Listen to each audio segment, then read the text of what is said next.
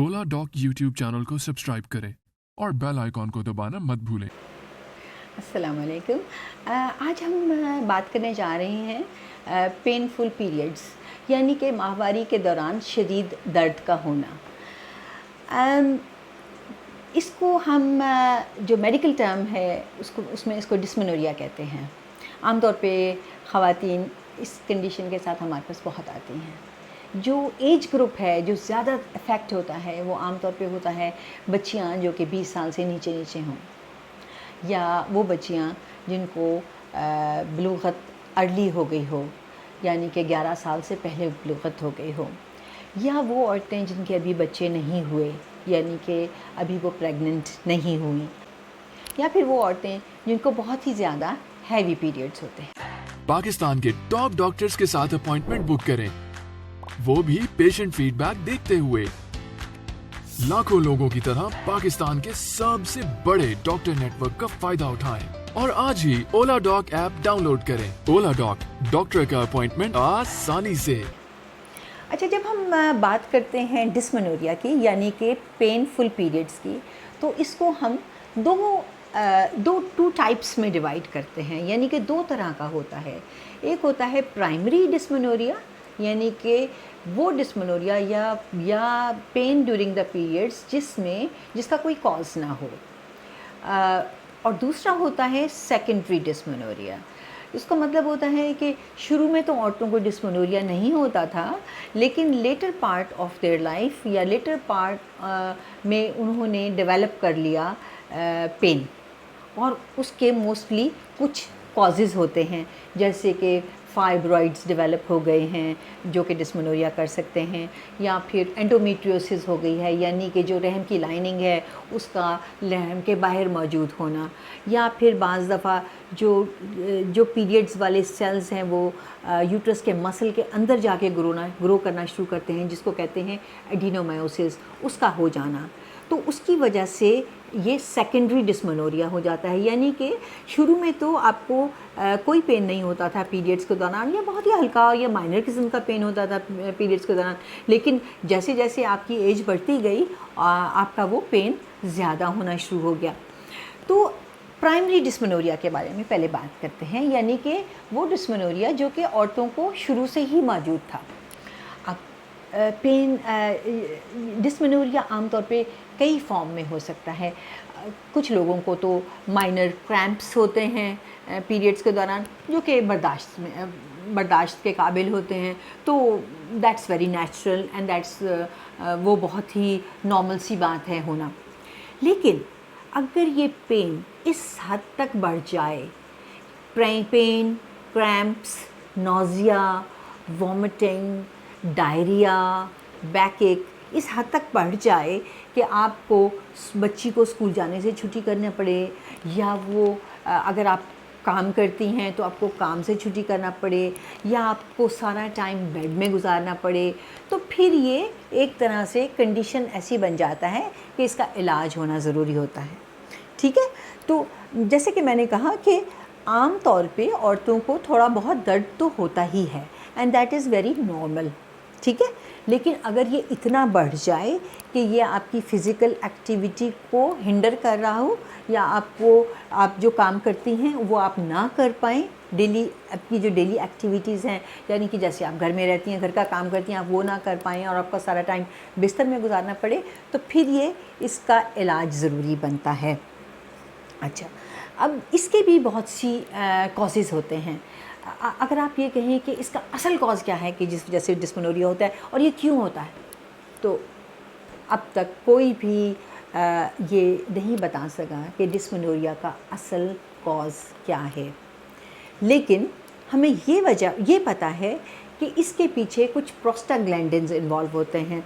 Body के अंदर कुछ प्रोस्टाग्लैंडिन्स रिलीज़ होते हैं, जो कि आमतौर पे जो रहम का मुंह होता है उसको स्ट्रेच होने से रिलीज़ होते हैं, और ये फिर बॉडी ऑफ द, यानी कि जो यूट्रस के जो मसल्स हैं उसके ऊपर एक्ट करते हैं और ये उनको कंट्रैक्ट करते हैं।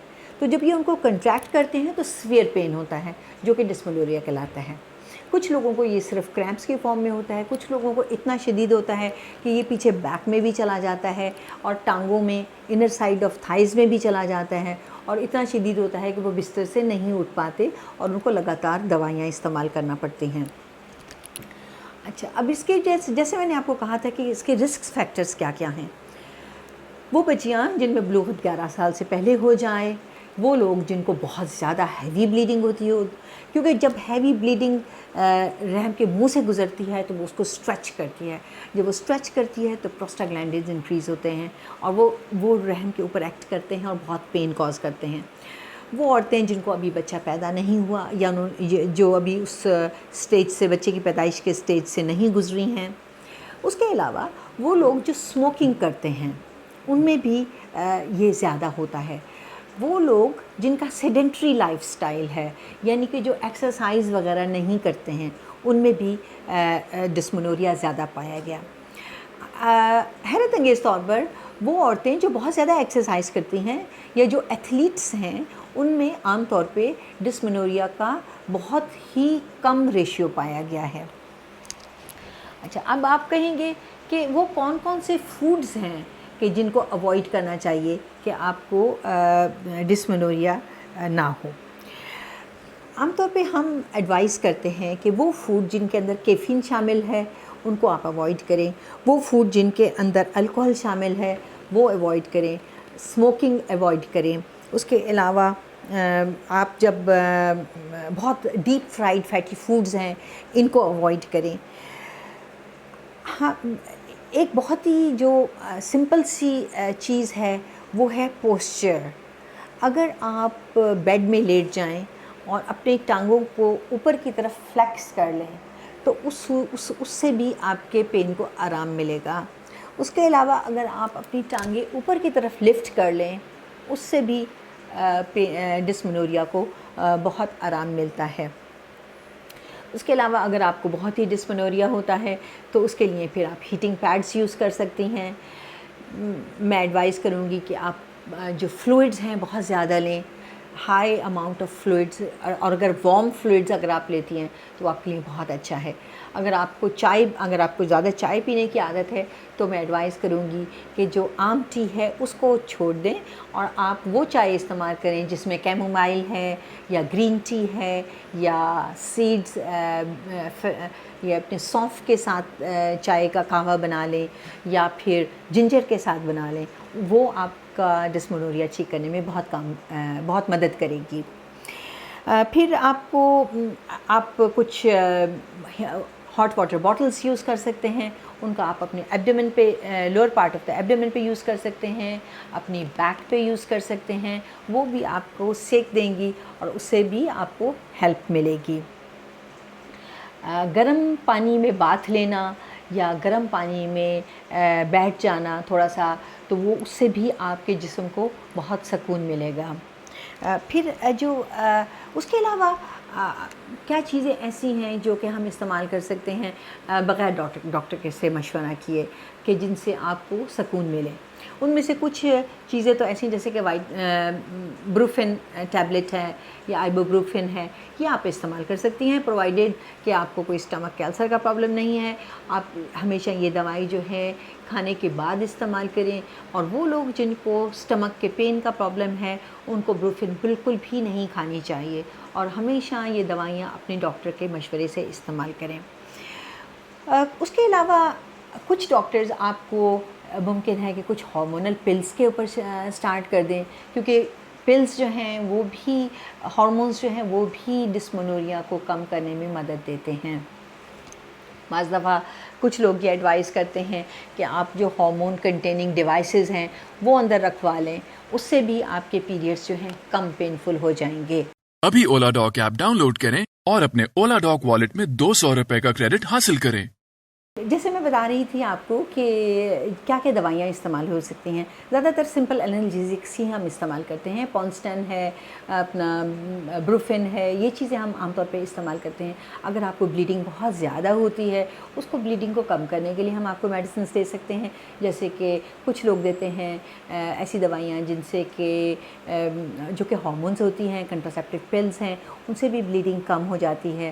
اور جو سپلیمنٹس ہیں جو آپ کو ہیلپ کر سکتے ہیں وہ ہیں B6 vitamin B1, vitamin E, omega 3 और विटामिन D3 और मैग्नीशियम, ये चीज़ें, इन चीज़ों का सप्लीमेंट्स अगर आप इस्तेमाल करें तो भी आपका डिस्मेनोरिया कम हो जाएगा। उसके अलावा कोई बहुत ही सिंपल सी चीज़ें हैं जैसे कि स्ट्रेचिंग एक्सरसाइजेज़ हैं, योगा है, ये भी आपको हेल्प करता है। अगर खुदा न खास्ता आप सफ़र करती हैं डिस्मेनोरिया से, तो आप अपना लाइफस्टाइल इस तरह का उसमें कुछ मॉडिफिकेशन करें। अपनी डाइट में से डीप फ्राइड फैटी फूड्स हटा दें, उसमें से कैफ़ीन कम कर दें, उसमें ग्रीन टी ज़्यादा कर दें, उसमें एक्सरसाइजेज़ ज़्यादा कर दें, योगा शुरू कर दें। अगर फिर ऑल्टरनेटिव थेरेपीज़ हैं जैसे कि एक्यूपंक्चर है या एक्वा प्रेशर थेरेपीज़ हैं, वो भी अगर आप बहुत ही ज़्यादा सफ़र कर रहे हैं तो आप वो भी ट्राई कर सकते हैं। इसके अलावा अब मैं बात करूँगी कि वो क्या चीज़ें हैं जो आपको डिस्मेनोरिया वाले पेशेंट्स को अवॉइड करनी चाहिए और वो क्या चीज़ें हैं जो उनको यूज़ करनी चाहिए। अच्छा, बहुत ज़्यादा जो डाइट है उसके अंदर से टमाटोज़ आपके लिए बहुत इम्पॉर्टेंट हैं, पाइनएप्पल बहुत अच्छा है, बेरीज़ बहुत अच्छी हैं, हल्दी बहुत अच्छी है, जिंजर हो गया, गार्लिक हो गया, फिर दालें हो गई, और आलमंड्स, हेज़लनट, मछली, ट्यूना फ़िश, ये सब चीज़ें भी डिस्मेनोरिया को कम करने में मदद करती हैं।